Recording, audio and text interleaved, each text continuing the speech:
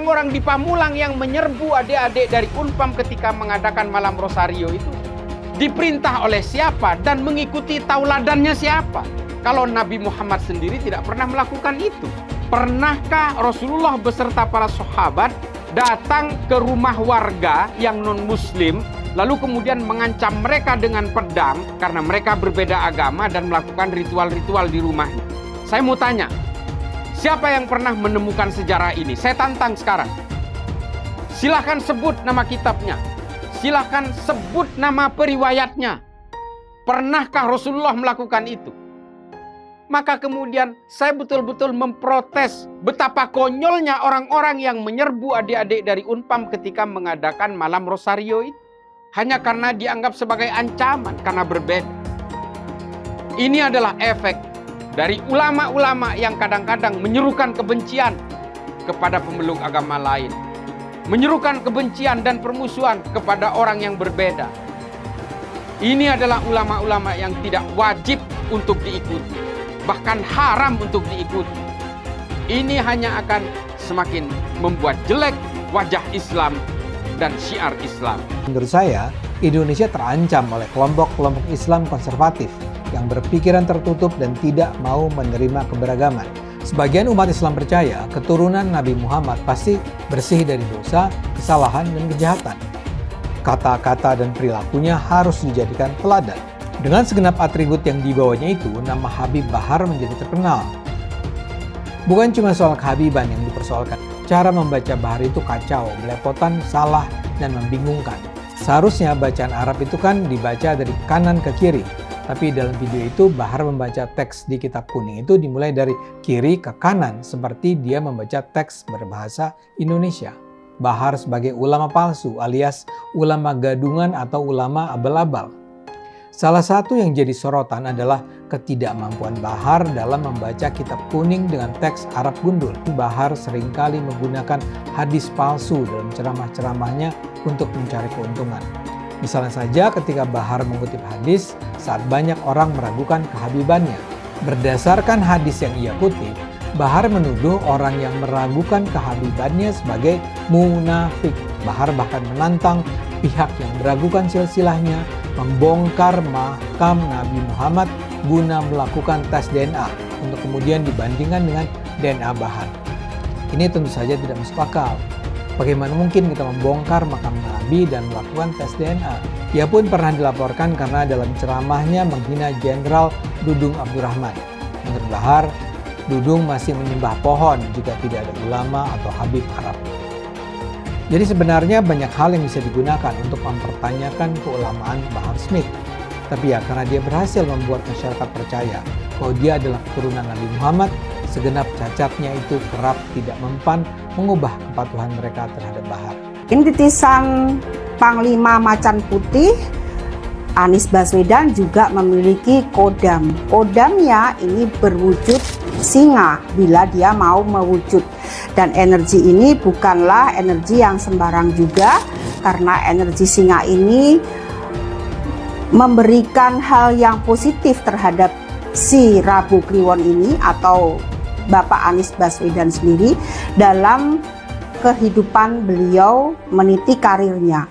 Orang yang terlahir Rabu Kliwon mempunyai kodam singa ini akan berfokus kepada apa yang menjadi fokus dalam tujuan hidupnya. Seperti kita lihat bila singa ini selalu fokus kepada mangsanya yang akan diterkam, maka bila belum sampai mangsanya ini didapat, dia tidak akan patah semangat dalam berusaha. Sama dengan Bapak Anies Baswedan saat ini. Kita biasa aja itu kalau sudah kelar pemilu ya sudah. Dan itu memberi pelajaran kepada masyarakat ya. Dulu saya dukung Prabowo katanya pengkhianat murtad gitu. Ada tuh yang ngomongin begitu. Tapi kan sekarang yang dukung itu gabung. Jadi ya pokoknya gabung aja. Jadi politik biasa gitu. Oleh karena itu saya meminta masyarakat berpolitik itu biasa aja, jangan baperan. Soal harapan PKS, Partai Keadilan Sejahtera, buat mengakhiri masa puasanya, mengakhiri masa oposisinya selama 1 dekade, selama 10 tahun, ini tampaknya nggak bakal terwujud dengan mulus. Ini sama sekali nggak bakalan berjalan mulus. Percaya deh, walaupun Pak Prabowo sudah sesumbar ingin merangkul semua pihak, ingin merangkul semua partai buat membangun negeri kita ini ke depannya, tapi mungkin ajakan tersebut nggak berlaku buat PKS. Ya, Partai Keadilan Sejahtera mungkin jadi pengecualian.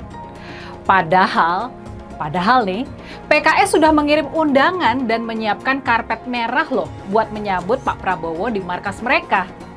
PKS juga sama sekali nggak malu-malu dan nggak pasang gengsi waktu menyatakan secara terbuka keinginan mereka buat mendukung pemerintahan Pak Prabowo. Cuman maksud saya, fatsun politik hari ini ya kan tidak dipakai. Yang kalah ya udahlah, Anda nggak usah gabung. Anda kasih kesempatan pada Babe Haikal yang sudah capek-capek menjadi jubir Prabowo secara tidak resmi. Saya belum pernah jadi jubir. Pendukung. Tidak resmi, pendukung. Ya kan? Jubir. Capek berikan kepada Margarito Kamis, pada Yusril. Jangan diberikan kepada orang yang tidak mendukung. Kalau Henry Satrio melipir misalnya, jangan kasih. Ya kan? Yang melipir-melipir itu pengkhianat semua itu. Kalau kita mau pembelahan yang benar, yang menang memerintah, yang kalah legowo untuk beroposisi. Kami ingin mengatakan ini tindakan yang sangat pengecut. Sangat pengecut, ya. Hadapi dong, ya, buka perkaranya. Oto mengatakan ada ijazah aslinya. Tunjukkan cash close, ya, tunjukkan saja. Tapi ternyata tidak mampu tunjukkan. Maka kami berkesimpulan inilah belok-beloknya supaya nggak memperlihatkan, ya. Saya paham sebagaimana Anda hadir kemari sangat ingin tahu, ya, akan bagaimana kelanjutan dari perkara ijazah palsu Joko Widodo. Betul? Betul. Kami sangat mengerti, inilah upaya yang bisa dilakukan oleh pengadilan ya untuk tidak bertemu langsung dengan kami para pemohon yang sangat ganas-ganas ini, mungkin mereka begitu ya. Padahal sebenarnya kita sedang mencari kebenaran. Perlu Anda ketahui ya, gugat ijazah palsu jilid 2 di Surakarta itu belum pernah menunjukkan ijazah asli, ya. Hadapi dong, ya, buka perkaranya. Oto mengatakan ada ijazah aslinya. Tunjukkan cash close, ya, tunjukkan saja. Gerakan Zionis internasional dengan gerakan komunis dengan penampakan Jokowisme hari ini. Jokowi itu adalah personifikasi dari komunisme tanpa palu arit. Jadi hari ini kita sedang berada di sebuah rezim yang sudah sampai kepada satu statement isyhadu bi annana al-qaim. Kita sedang berada di sebuah penampakan, lu mau ngomong apa aja, lu mau demo kayak apa aja, lu gak bakal menang. Nanti kalau kekencengan dipanggil lagi sama polisi. Itu sudah menjadi fakta. Beberapa teman-teman di daerah, beberapa teman-teman tokoh-tokoh kita yang harus sedikit menahan langkah karena surat panggilan dari kepolisian sudah mulai berdatang. Mohon maaf, si asam sumpah itu, asam bergurau atau asam sumpah itu?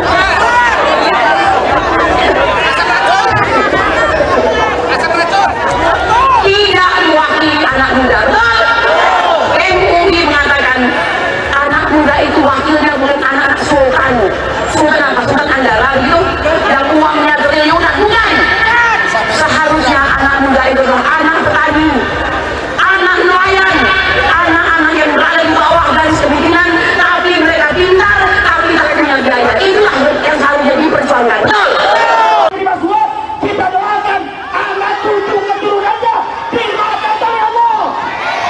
Takbir, takbir, takbir. Omong-omong, udah kedengeran sedikit. Ada katanya tidak apa yang 5 paket. Omong-omong, makin ini sudah ada yang 5 paket. Makanya kita berdoa, aminkan bersama, andaikan hakim ini menerima suap daripada penguasa, Allah hancurkan sehancur-hancurnya. Allah luluhlantarkan keluarganya. Hancurkan bangsa. Saya dari Sampang Madura, demi Allah, saya tumpas itu semua. Seandainya bukan bulan puasa, polisi, saksikan saya orang Madura. Andai bukan bulan puasa, saya sembelih semuanya itu. Paham Madura? Saya bukannya tidak ada di negara ini. Saya paham karena saya rakyat kecil. Di Madura cuma sampah karena saya bertekad berjuang teguh untuk memenangkan Anies Rashid Baswedan tanpa sombong. Dan saya kesini ngongkos sendiri, saudara. Perjalanan 1 malam, 1 hari 1 malam. Ngongkos sendiri, beda dengan yang di sana. Indonesia tanpa Jokowi. Indonesia tanpa Jokowi. Indonesia tanpa Jokowi. Mengapa saya katakan demikian? Seorang Bapak Rias Rasyid, pengamat politik yang santun dan cerdas, sampai mengatakan untuk mendapatkan seorang dengan kepribadian yang tidak tahu malu sedemikian rupa dibutuhkan lebih dari 100 tahun. Bayangkan, dan Indonesia memilikinya. Sifat-sifat Fir'aun itu ada dalam dirinya, yaitu memecah belah dan mempertahankan kekuasaan dengan segala cara. Oleh karena itu, Bapak-bapak dan Ibu sekalian, saya ingin Anda semua kembali kuatkan tekad kita bahwa perjuangan ini harus mencapai tujuannya dan konstitusional. Oke? Gagal nyomot saksi, ngundang menteri. Akhirnya menteri bawa data, dijelasin semua. Bengong, kurang puas, ngundang lagi Jokowi. Terus aja biar sampai menang, ya kan. Jangan lupa ngundang Joe Biden sama Jinping ya, karena dia ikut ketemuan Pak Prabowo tuh. Undang semua di MK, Jinping sama Joe Biden ya. Habis itu lo undangin semua tuh jin-jin yang ada di laut. Biar lo pada menang. Jin yang ada di langit juga undangin ya. Jangan lupa. Bawa ke MK semua. Gue bilang pindah ntar perahu lo bocor, nyesel lo. Kalau dikasih jalan itu, tinggal Anies dengan Caimin berani nggak? Jangan kau mau enak aja, ya kamu jadi presiden kan ente, ya wakil presiden ente. Kok kita suruh berkorban? Kita pasti mendukung, tapi nanti di depan dong. Nabi Muhammad tuh nanti di depan, bukan dari belakang meja. Dengan perjuangan dia, kami bisa melawan kezaliman dan ketidakadilan oleh Joko Widodo. Maka perjuangan ini kami tidak akan pernah berhenti sampai nyawa dan darah saya pertaruhkan. Ini pemilu yang paling brutal, pemilu yang tidak bisa dipertanggungjawabkan angka-angkanya. Karena itu jangan bicara angka lagi, jangan bicara berapa yang kita dapatkan lagi. Yang kita harus lakukan adalah kita bubarkan pemilu ini. Kita minta diskualifikasi calon yang curang. Kita minta pemungutan suara ulang. Hanya di antara calon-calon yang tidak curang. Saya diberi nilai 11 dari 100. Itu nilai luar biasa. Pertama kali dalam hidup saya terima nilai itu.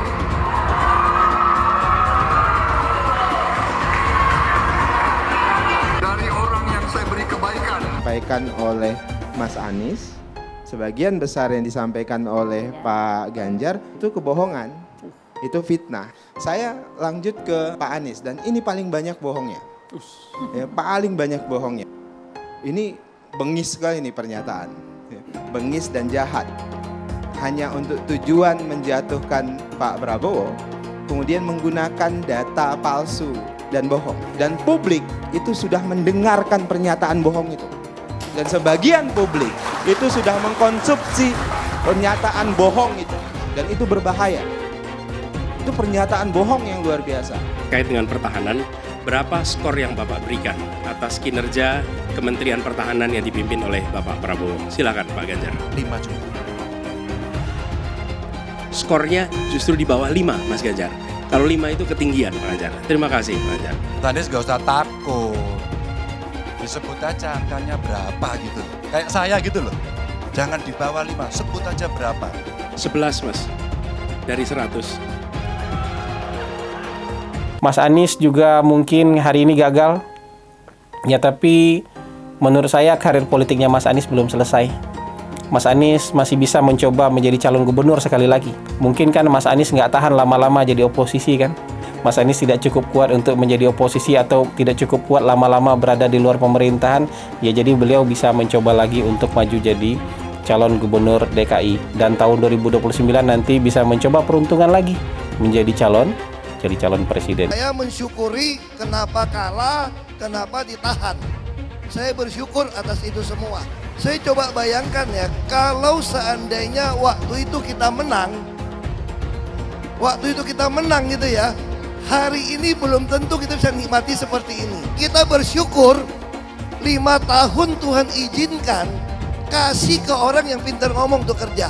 Coba kalau kita bayangkan gitu ya, kalau kemarin saya masih jadi gubernur, ini saya udah turun ini. Tapi yang pintar ngomong itu dikira orang hebat kan? Ini lebih berbahaya tahun 2024. Langsung ketahuan karakternya. Langsung ketahuan itu. Di saya juga ada kutipan Pak di kamar saya Pak. Tulisannya, Jakarta telah mengambil keputusan yang fatal. Jangan hanya konsentrasi pada pembangunan benda-benda mati yang indah difoto dan bisa ditunjukkan dalam 5 tahun hasilnya.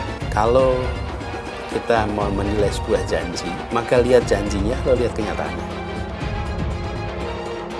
Dulu janjinya apa ya? Dan ini aneh, betul-betul aneh. Ini bukan kampanye, tapi saya sampaikan sini. Di satu sisi menyiapkan jalur-jalur air untuk dikirim ke laut, di sisi lain di lautnya dipasang dengan pulau reklamasi, tinggal tunggu waktu jadi rob, air balik. Dan ini melawan sunnatullah. Kenapa? Air itu turun dari langit ke bumi, bukan ke laut. Harusnya dimasukkan ke dalam bumi, masukkan tanah. Di seluruh dunia air jatuh itu dimasukkan ke tanah. Bukan dialirkan pakai gorong-gorong raksasa ke laut. Jakarta telah mengambil keputusan yang fatal. Bukan banjir, itu memang parkir air. Bukan banjir, itu memang parkir air. Masyarakat berkeliling dengan membawa toa untuk memberitahu semuanya, termasuk sirine. Ibon 82 miliar. Apa alat transportasi yang dimiliki oleh hampir setiap orang?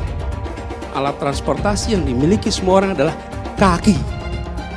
Kalau seandainya orang Jakarta percaya Pak Anies jadi gubernur pun, saya berani jamin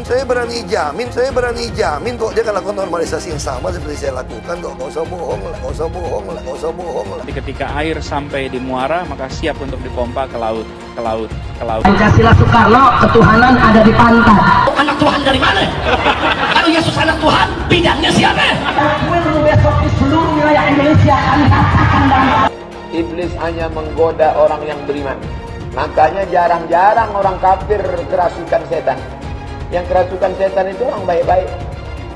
Jarang, saya belum pernah nengok Cina kerasukan setan. Pernahkah Ahok itu kerasukan setan? Enggak, setannya juga. Karena sesama setan dilarang saling menggoda. Karena di salib itu ada jin kafir. Karena di salib itu ada jin kafir. Karena di salib itu ada jin kafir. Haleluya. Kepalanya ke kiri apa ke kanan? Kepalanya ke kiri apa ke kanan? Tetap percaya salib itu lambang mulia, bukan jin. Kok ketawa? Aku nggak nyindir siapa-siapa loh. Saya nggak pernah mundur untuk kebenaran, keadilan, kejujuran, dan peri kemanusiaan. Gue nggak pernah mundur. Dan gue nggak pernah takut juga sama lu. Siapapun yang rasis, gue akan hadapin.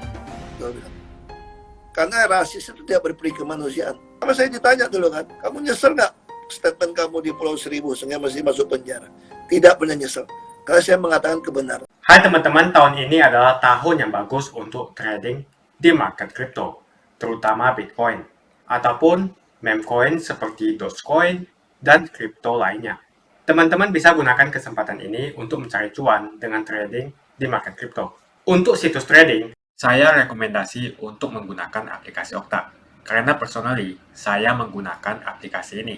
Alasan lainnya kelihatan di sini, untuk aplikasi Okta sudah dapat penghargaan sebanyak ini sebagai aplikasi trading dan investasi terbaik di Asia sejak beroperasi di tahun 2011. Untuk aplikasi Okta merupakan tempat yang lengkap buat teman-teman untuk trading kripto, forex, saham global, dan lainnya. Untuk trading, teman-teman cukup registrasi dengan menggunakan link di kolom deskripsi, lalu deposit.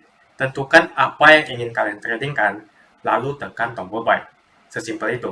Untuk minimal deposit, cuma Rp400.000 saja. Jadi cocok banget untuk pemula. Investasi di aplikasi Okta, kita tidak dikenakan fee sama sekali. Saat ini lagi ada promo spesial. welcome bonus buat kamu yang register dan deposit. Teman-teman akan dapatkan 100% dari jumlah deposit pertama. Contohnya teman-teman deposit 1 juta, maka akan jadi 2 juta.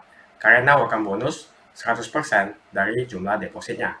Jika ada pertanyaan, teman-teman bisa hubungi WhatsApp di kolom deskripsi. Saya juga mau mengajak teman-teman untuk bergabung di komunitas trading yang ada di kolom deskripsi. Di sana saya akan memberikan sinyal trading yang bisa teman-teman ikuti. Seperti biasa, kalau kamu suka dengan video ini, jangan lupa komen, klik like, dan subscribe. Kemarin banyak kejadian, salah satunya yang paling penting adalah penyerbuan warga yang dimotori oleh ketua RT, bawa senjata tajam, menggerebek mahasiswa Universitas Pamulang yang mengadakan malam Rosario. Pernahkah Rasulullah beserta para sahabat datang ke rumah warga yang non-muslim, entah itu orang Yahudi atau orang Nasrani di Madinah, lalu kemudian mengancam mereka dengan pedang atau melakukan penusukan terhadap mereka karena mereka berbeda agama dan melakukan ritual-ritual di rumahnya? Saya mau tanya, ini yang ingin saya gugat hari ini kepada warga yang ikut menyerbu itu. Saya mau tanya, adakah sejarah Rasulullah menyerbu orang-orang yang berbeda agama di Madinah sambil membawa pedang untuk mengancam mereka supaya mereka tidak beribadah? Pernahkah ditemukan sejarah itu? Lalu kalian orang-orang yang menyerbu rumahnya adik-adik kita dari Universitas Pamulang yang melakukan ritual malam Rosario itu, mencontoh siapa saya mau tanya? Dianjurkan oleh siapa saya tanya? Menurut saya tidak pernah Rasulullah melakukan hal itu, yang senista itu, yang sehina itu. Siapa yang pernah menemukan sejarah ini? Saya tantang sekarang. Silahkan sebut nama kitabnya. Silahkan sebut nama periwayatnya. Pernahkah Rasulullah melakukan itu? Justru Rasulullah memberikan syiar-syiar Islam dengan cara damai dan kemanusiaan kepada orang-orang Yahudi maupun orang Nasrani. Karena Rasulullah betul-betul membawakan Islam itu dengan kemanusiaan, dengan kedamaian. Rasulullah akan memerangi siapapun yang memerangi Islam, terlebih lagi yang memerangi itu adalah orang-orang kafir. Tapi orang-orang Madinah yang berbeda agama, yang berbeda keyakinan, justru dilindungi dan diberi kebebasan oleh Rasulullah. Ada banyak riwayat tentang itu. Saya sering bercerita juga di media sosial bahwa salah satu korban perang Uhud yang gugur di dalam perang Uhud itu seorang Yahudi, bukan orang Islam. Namanya Mukhairik ibnu Ta'labah. Kita semua yang orang Islam hari ini mengikuti apa yang dilakukan oleh Rasulullah beserta jejak-jejaknya. Melalui para sahabatnya, melalui para tabi'in. Nah sekarang siapa yang ditiru? Sementara Rasulullah sendiri ketika memimpin di Madinah, justru mengayomi dan melindungi orang-orang Yahudi dan orang Nasrani, dan tidak pernah memaksakan Islam kepada mereka. Tapi hari ini, orang masih sibuk menghitung dosa orang lain, seperti yang menyerbu adik-adik kita ini, hanya karena berbeda. Sampai kapan kita itu harus gelisah dengan keimanan yang berbeda, keyakinan yang berbeda, agama yang berbeda? Sementara kita masih punya orang yang berbeda 8 miliar lainnya. Kurang lebih 6 miliar lain. Belum kita berbicara sesama umat Islam. Yang kadang-kadang juga saling mengkafirkan satu sama lain karena berbeda mazhab, karena berbeda manhaj, karena berbeda ijtihad. Ini tidak akan pernah selesai. Berbagai perbedaan di dalam diri umat manusia itu adalah sunnatullah. Ini Nabi. Lalu orang-orang di Pamulang yang menyerbu adik-adik dari Unpam ketika mengadakan malam Rosario itu diperintah oleh siapa dan mengikuti tauladannya siapa? Kalau Nabi Muhammad sendiri tidak pernah melakukan itu. Oleh karena itu, kepada saudara-saudaraku semua seluruh Indonesia atau seluruh umat manusia, jumlah manusia di bumi ini kurang lebih 8 miliar. Orang Islamnya kurang lebih sekitar 2 miliar. Sampai seberapa kuat kita gelisah oleh berbagai perbedaan, sementara yang berbeda dengan umat Islam hari ini kurang lebih sekitar 6 miliar. Sanggup sampean membawa sebilah pisau untuk melawan orang yang berbeda? Dan Islam tidak pernah mengajarkan itu. Islam selalu mengajarkan bahwa agama ini harus bisa menjadi rahmat bagi seluruh alam semesta sampai hari kiamat. Jadi, melihat kejadian yang ada di Pamulang kemarin di malam Rosario itu, marilah kita sadari bahwa manusia ini tidak dilahirkan untuk menjadi jumawa.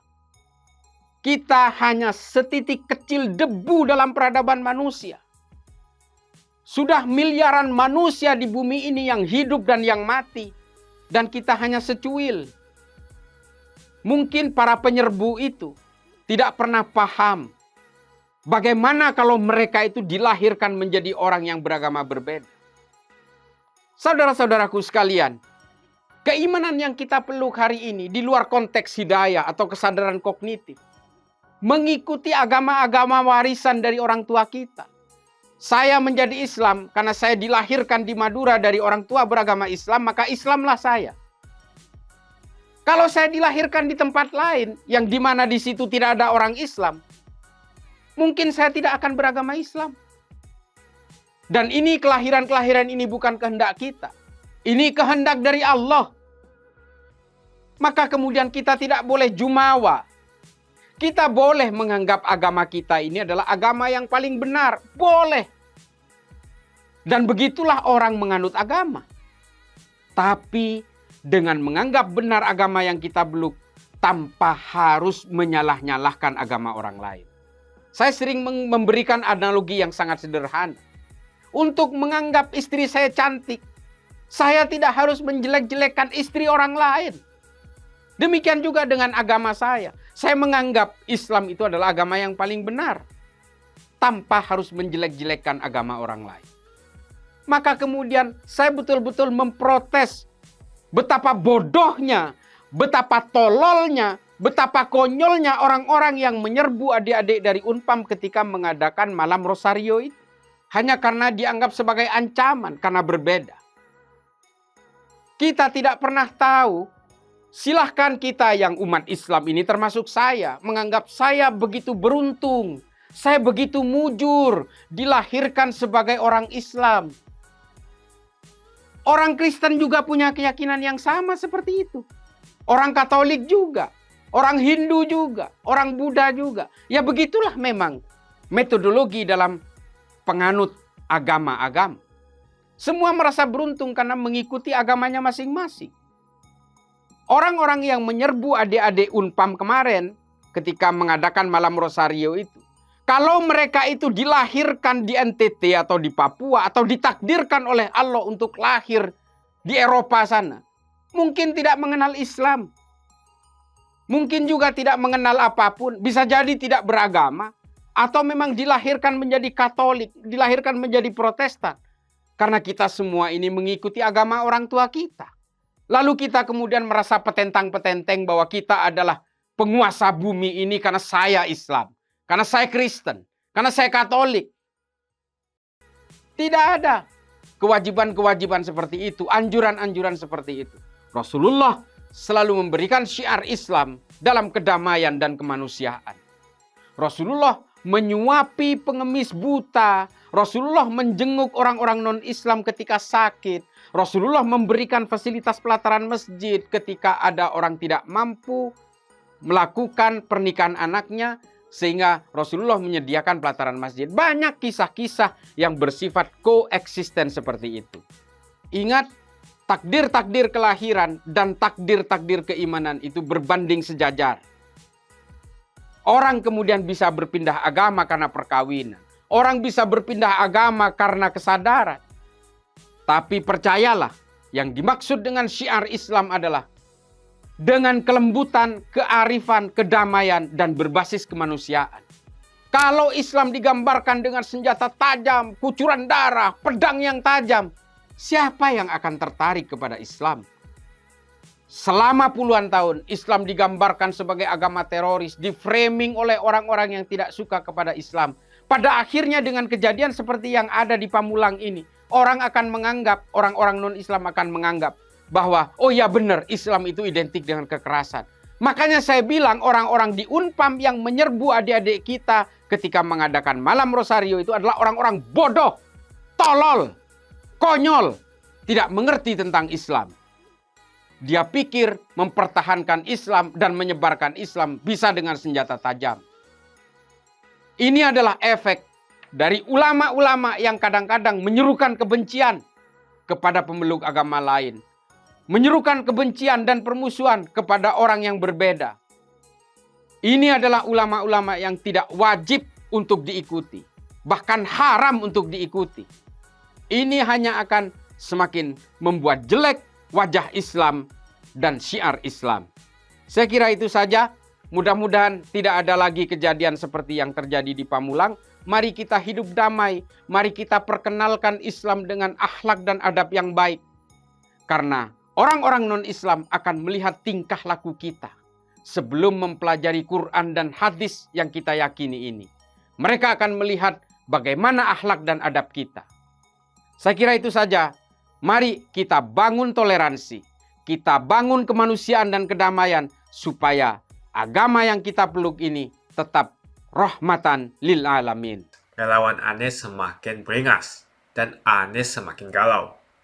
Dengan menggunakan politik identitas, relawan Anies akan menggulingkan Jokowi. Relawan Anies yang mayoritas mengasuh khilafah seperti kadrun FPI dan HTI ingin melengsarkan Pak Jokowi. Tapi pendukung Anies lupa bahwa 82% penduduk Indonesia suka dengan kinerja Pak Jokowi. Saya pikir kalau terjadi baku hantam, maka ada 82% yang akan menghajar kadrun pengasong khilafah itu. Yang jelas saya tidak akan memilih Anies, karena Anies bukan pribumi yang jelas. Dan Anies juga merupakan antitesis daripada Jokowi. Antitesis artinya bertolak belakangan dengan semua kebijakan Jokowi. Anies sudah terang-terangan menyebutkan dia tidak akan melanjutkan kinerja dari Pak Jokowi. Tidak ada infrastruktur yang akan dibangun jika Anies memimpin Indonesia 5 tahun ke depan. Lagi pula Anies juga didukung oleh khilafah dan pendukung Anies dari ormas seperti FPI dan juga HTI. Apa kita mau FPI dan HTI kembali di Indonesia jika Anies memimpin? Anies adalah bapak politik identitas yang menghalalkan segala cara untuk menggapai kekuasaan, termasuk menggunakan politik identitas berbasis agama. Kita lihat di kasus Ahok. Kita sudah bisa melihat kinerja Anies selama 5 tahun di Jakarta. Dan ini merupakan rekam jejak Anies Baswedan. Tidak ada satupun janji yang dipenuhi dan tidak ada kinerja yang bisa dibanggakan.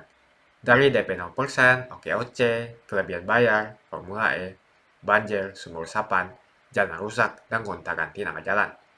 Jadi saya rasa tagline perubahan yang diusung Anies adalah tagline merubah kata korupsi menjadi kelebihan bayar, supaya semua koruptor tidak dijerat oleh pasal korupsi. Karena mereka semua hanya melakukan kelebihan bayar. Jadi perkataan Ahok sudah terbukti, dan Jakarta sudah menjadi korban. Jangan biarkan Indonesia menjadi korban kibulan Anies Baswedan. Suara minoritas jangan lagi merasa takut untuk memilih pemimpin yang membela hak minoritas. Karena Anies jelas hanya memanfaatkan suara minoritas untuk mendapatkan suara. Ingat, di belakang Anies ada ormas pengasong khilafah, seperti FPI, HTI, PA212. Saya yakin sebentar lagi karma Ahok akan mengejar Anies Baswedan. Begitu saja opini saya hari ini. Tuliskan opini kalian tentang Anies Baswedan di kolom komentar. Dan juga tuliskan pendapat kalian tentang people power oleh relawan Anies untuk melengsarkan Pak Jokowi. Tuliskan pendapat kalian. Jika kalian siap untuk melawan people power yang digaungkan oleh relawan Anies, ayo tuliskan lawan people power di kolom komentar. Pastikan Anda semua like video ini dan bagikan video ini ke teman dan family Anda supaya mereka semua mengetahui tentang informasi ini. Tekan tombol subscribe dan bunyikan lonceng notifikasi supaya kamu tidak ketinggalan